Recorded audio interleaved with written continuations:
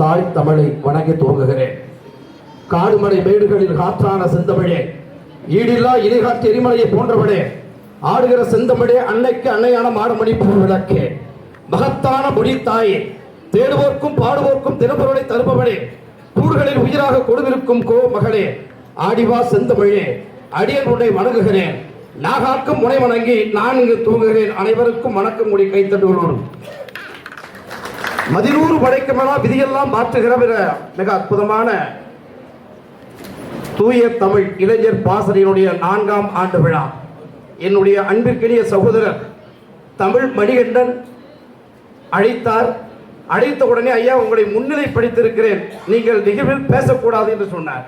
ஆனாலும் சென்னையிலிருந்து வந்திருக்கிறீர்கள், ஒரு 10 நிமிடம் பேசுங்கள் என்று சொன்னார், ஒரு அரை மணி நேரத்துக்கு முன்பு. அதுக்கு அடுத்தது பார்க்கிற பொழுது நேரம் அதிகமாக கொண்டு இருக்கிறது, 5 நிமிடங்கள் பேசுங்கள் என்று சொன்னார். அதற்கு அடுத்தது பார்க்கும் பொழுது இப்போ கிளம்பும் போது, ஐயா 1 நிமிடம் மட்டும் பேசுங்கள் அப்படின்னு சொன்னார். இன்னும் கொஞ்ச நேரம் கால தாமதம் ஆயிருந்தால், ஐயா வந்ததற்கு நன்றி, பேசவே வேண்டாம், சென்று வாருங்கள் சொல்லியிருப்பார். அவர் வித்தியாசமான ஒரு சிந்தனையாளர்.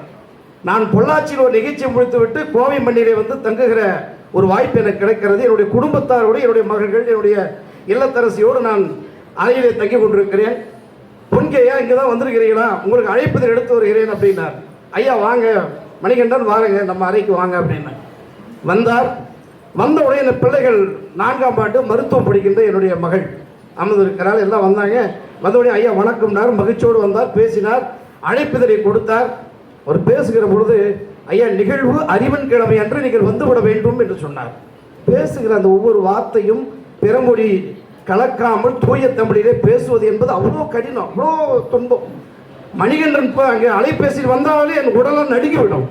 என்னடா வணக்கம் என்று சொன்னேன். இன்னைக்கு சனிக்கிழமை நான் வந்து ஐயா ஒரு பேராசிரியர் இருந்து கொண்டு தமிழ் மற்றும் அமைப்புக்கார அமைப்பாளர் இருந்து கொண்டு சனிக்கிழமை என்று சொல்லலாமா, காரிக்கிழமை என்று தானே சொல்ல வேண்டும். இப்படி அவர் பேசினாலே எனக்கு ஒரு பதட்டமும் பயமும் எப்பொழுது கொடுத்து கொண்டே இருக்கும்.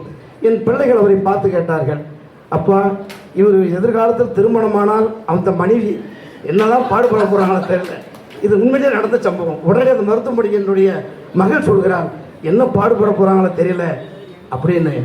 பாரதியை போன்று செல்லம்மாள் எப்படி கிடைத்தாலும் ஒரு பாரதிக்கு, அது மாதிரி மணிகண்டனுக்கு 2026ஆம் ஆண்டுக்குள் 25 முடிச்சிருவோம். இந்த 24 நடந்தால் மகிழ்ச்சி. 5ஆம் ஆண்டு விழா நடக்கிற பொழுது இல்லத்தரசியோடு வந்து இந்த விழாவை நடத்த வேண்டும் என்ற ஒரு கோரிக்கையோடு காலத்தின் அருமை கருதி பசித்திரு தனித்திரு விழித்திரு என்று சொல்வார். எல்லோரும் அதான் பசித்திரு தனித்திரு விழித்திரு என்று சொல்வார் வள்ளலார் பெருமனார். பசித்திரு பா முதலெழுத்து, தனித்திரு முதலெழுத்து தா, விழித்திரு முதலெழுத்து வி, பதவி. ஒரு பதவியை அலங்கரிக்கக்கூடிய அந்த நிர்வாகி எப்படி இருக்க வேண்டும் என்பதற்கு இந்த தூய தமிழ் பாசறையில் இருக்கக்கூடிய அத்தனை நிர்வாகிகளையும் நான் போற்றி வணங்குவதிலே பச்சை மகிழ்ச்சி அடைகிறேன். இந்த புத்தகத்தை பற்றி ஆய்வுரை செய்கிற அன்பிற்கினிய விஜயகுமார் அவர்கள் மிக அற்புதமான உணவே மருந்து என்ற ஒரு தத்துவத்தை மிக அற்புதமான முறையில் நடைமுறையில் நகைச்சுவையாக மாணவ கண்மணிகளுக்கு எடுத்துரைத்தார். உண்மையிலே மகிழ்ச்சியாக இருந்தது. மிகப்பெரிய துணைவேந்தர்கள், மிகப்பெரிய ஆளுமைகள், அறிஞர் பெருமக்கள், தமிழ் ஆளுமைகள் இவர்களெல்லாம் குழும்பி கொண்டிருக்கிற இந்த கல்லூரி ஐயா முதல்வர் பக்கத்தில் உட்காரக்கூடிய வாய்ப்பு கிடைத்தது. அதான் எனக்கு மகிழ்ச்சி. தமிழ் பக்கத்திலே உட்காரக்கூடிய வாய்ப்பு இந்த பொன்கி பெருமாள் கிடைத்திருக்கிறது. இதை விட எனக்கு என்ன பேர் வேண்டும் இந்த விழாவில். நான் எத்தனையோ தூரம் தொலைதூரம் ஒரு 9 மணி நேரம் பயணம் செய்து வந்தேன். அந்த களைப்பெல்லாம் அவரோடு அமர்ந்து கொண்டு பேசுகிற பொழுது அந்த களைப்பெல்லாம் போய்விட்டது. என்னுடைய குருநாதர் பேராசிரியர் பாவை கண்ணதாசன் அவர்களை சொல்வேன். அவரே வீக்கெண்ட் ஒரு பேச்சாளர் ஐயா கோவை தனபால் ஐயா அவர்கள் இங்கே அமர்ந்து கொண்டிருக்கிறார். அவரை எல்லாம் இந்த நிகழ்விலே சந்திக்கிற ஒரு பெரிய பாக்கியம் எனக்கு கிடைத்திருக்கிறது அன்பிற்கினியவர்களே. அதனால் காலத்தின் அருமை கருதி ஒரு கவிதை மட்டும் இந்த மாணவ கண்மணிகளுக்கு எடுத்துரைத்து விட்டு செல்கிறேன். மண்ணின் இனிக்கும் வாள், சர்க்கரை கோபுரம், பட்டினத்தாரின் கைத்தறி, சர்க்கரை நோயால் இழைத்த உடம்பு. இந்த கவிதைக்கேற்ற தலைப்பு. சர்க்கரை நோயால் இழைத்த உடம்பு, குச்சி குச்சிகளாக இருக்கும் அச்ச வெள்ளங்கள், கருப்பர்களானாலும் சிவப்பர்களானாலும் இனிக்கும் குருதி உடையவர்கள், சீயை திருநூற்று பொடியாய் கொட்டும் சாமியார்கள், பல இடைகள் கொண்ட தோகை அரசி. எதை பற்றி சொன்ன தெரிய நினைக்கிறேன். கரும்பு நானே சொல்லிடுறேன். இதை கேட்டு அதுக்கு ஒரு 1/2 மணி நேரம் எடுத்து, ஐயா இதுக்காக உங்களை அனுப்பணும் மணிகண்டன் கேட்க எதுக்கு இந்த பிரச்சனைகள். ஏன் சொன்னா, யாரை பார்த்தாலும் நன்றாக இருக்கிறீர்களா அப்படின்னு கேட்டால் அடுத்த கேள்வி சுகர் இருக்கிறதா.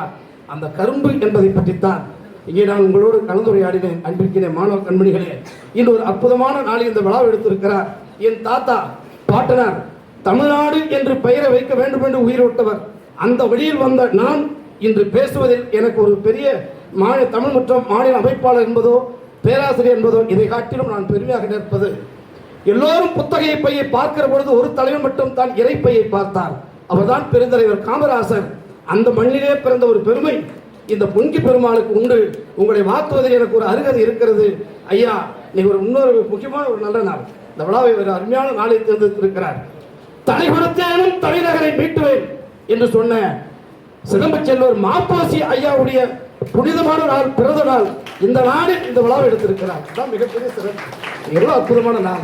தமிழ் தமிழ் என்று தமிழை எல்லாம் உச்சரித்து வந்த இந்த பாரதிக்கு பிறகு, வள்ளுவனுக்கு பிறகு, அவைக்கு பிறகு இந்த 21ஆம் நூற்றாண்டில் வாழ்ந்த ஒரு மாபெரும் வரலாற்று சிறப்புமிக்க தமிழ் சிற்பி ஐயா மாப்போசி உடைய அற்புதமான இந்த நாளில் இந்த விழாவை எடுத்திருக்கிறார். உண்மையிலேயே மணிகண்டனும் இந்த தமிழ் பாசனுடைய அந்த நிர்வாகிகளும் நல்ல முறையில் இன்னும் பல வெற்றிகளை காண வேண்டும்.